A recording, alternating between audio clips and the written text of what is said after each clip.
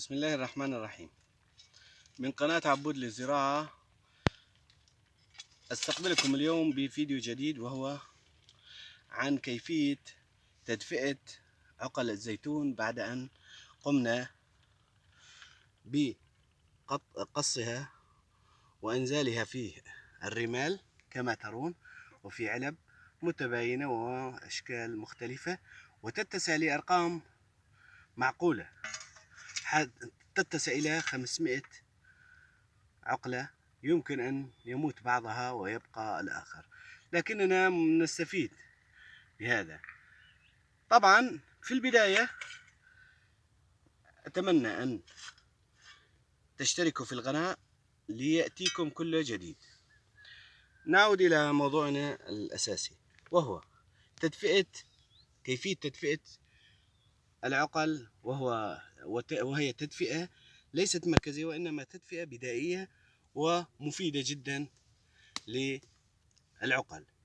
كيف ندفئ العقل؟ نقوم بحفر كما ترون، بحفر مكان لها داخل البيت البلاستيكي، ثم نقوم بوضع سماد بلدي غير متخمر. والسبب يجوز أن نضع سماد بقري غير متخمر كما ترون، والسبب هو أثناء التخمر ينشر بعض الحرارة، وهذه الحرارة متوسطة وبسيطة ترفع درجة حرارة العقلة من الأسفل،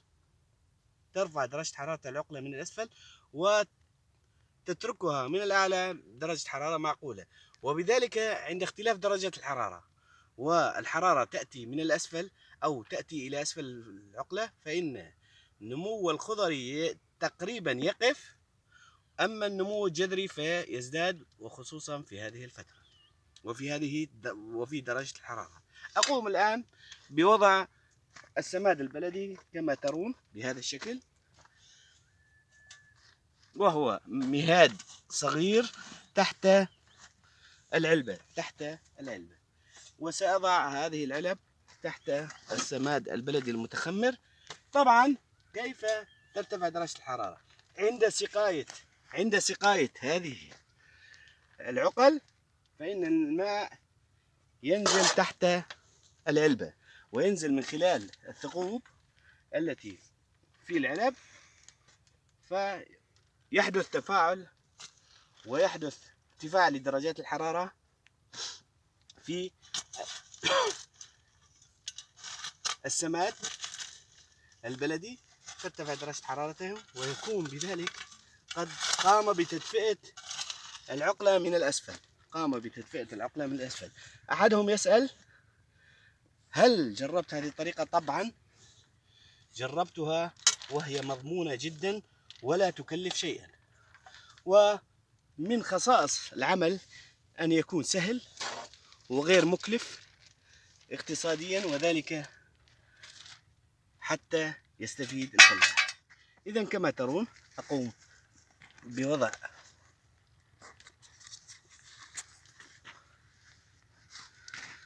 أضع هذه العلب وأترك لها مكانا في جهاتها حتى أضع السماد البلدي المتخمر أيضا حولها. أقوم بوضع الأخرى،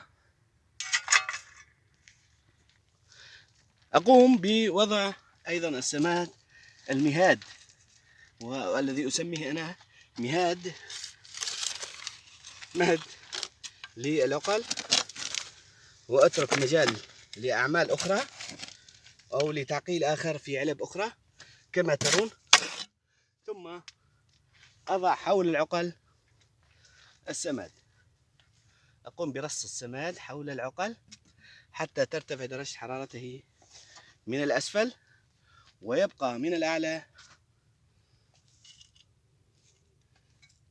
وفق جو البيت البلاستيكي، وبذلك تختلف درجة الحرارة ما بين أعلى العقلة وأسفل العقلة.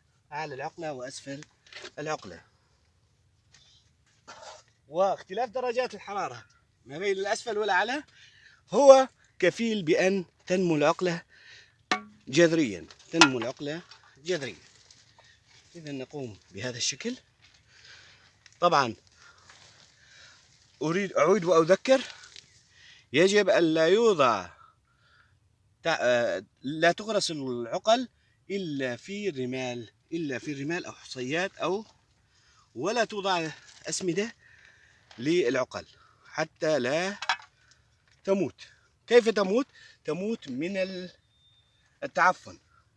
ونراعي الشيء التالي: نراعي أن نضع لها الماء كل 15 يوما في أيام الشتاء. أعيد، نضعها في أيام الشتاء كل 15 يوما. نقوم بوضعها أو سقايتها بالماء. والشرط الثاني أن نقوم برشها بالماء كما ترون بهذا الشكل. نقوم برشها، وإن استطعت أن ترشها في اليوم 3 مرات فإنك تستطيع. أنا قمت بزراعتها منذ هذه العلبة، قمت بزراعتها منذ 10 أيام. ولننظر كيف بدأت البراعم تنمو. نرى هذا البرعم نامي جديد. نرى هذا البرعم أيضا، هذا البرعم تحت إصبعي برعم، هذا نموات جديدة. بدأت بوادر هذه البوادر بوادر البراعم كما ترون. هذا برعم، وهذا أيضا كما ترون برعم صغير. إذن أقوم برشها أيضا بين الفينة والأخرى، أي كل يوم إن استطعت 3 أو 4 مرات. إن لم أستطع يوميا أن ترش بهذه الطريقة حتى تعطي جوا رطبا في الأعلى ولا تيبس الأوراق، وتقوم بعملها لمساعدة العقلة في العيش، لأن اللون الأخضر هو معمل لنمو النبات، معمل لصناعة المواد الكربوهيدراتية، أو هو لتغذية النبات. هذه العقل يجوز أن تزال الأوراق أيضا، بعضهم يزيل الأوراق، لكن أنا أستخدم هذه الطريقة. وكما ترون بدأت والحمد لله بزراعة العقل. ونستطيع هناك سأعطيكم يوما درسا أو فيديو في تطعيم هذه العقل بعد زراعتها في أكياس سوداء أو أكياس. نقوم بتطعيمها وتغيير النوع المناسب الذي يناسبنا في هذا المكان كالغصن. نرى هذا العقلة، إذا نمت هذه العقلة ووضعتها في كيس يمكن تطعيمها بهذا المكان، وسأقوم بذلك. وبذلك نستطيع أن نتجاوز عدة مراحل، وهي المراحل التالية: أن أنواع الزيتون الأجنبي غالي الثمن، وهو على ما سمعت أن الأربكينة هي $3. إذا أقوم بتطعيم هذه العقلة بنوع من الأربكينة، وبذلك يكون التكثير سريع. كان معكم من ريف حلب عبود عيسى. أشكر متابعتكم، وأعيد وأكرر أن تنتبهوا إلى سقاية هذه العقل في الشتاء. لا تحتاج إلا، وفي الجو الرطب وفي بيت بلاستيكي، تحتاج إلى رطوبة مناسبة وعدم سقايتها بالتغريق، أي أن نضع لها الماء بشكل يغرقها. أيضا هناك تنبيه آخر: كل 20 أو 15 أو 20 يوم نقوم بوضع مادة وتسمى مانع التعفن، وهو موجود في الصيدليات وبأشكال لا أريد أن أذكرها.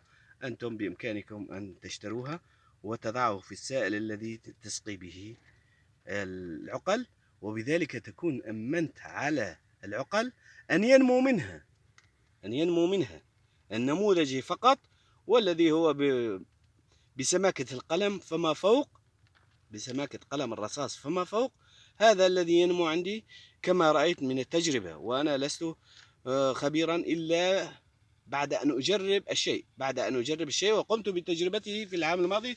ولو رجعنا إلى الفيديوهات السابقة ستجدون بعض العلب التي نمت وقمت بزراعتها بالأكياس. كان معكم عبود عيسى من ريف حلب مرة أخرى، وأشكر متابعتكم، وإلى فيديوهات أخرى وتعليقات، وأنظر إلى التعليقات، ومن خلال تعليقاتكم وطلباتكم سأقوم بوضع الفيديوهات التي تناسب طلباتكم. شكرا لكم وإلى اللقاء.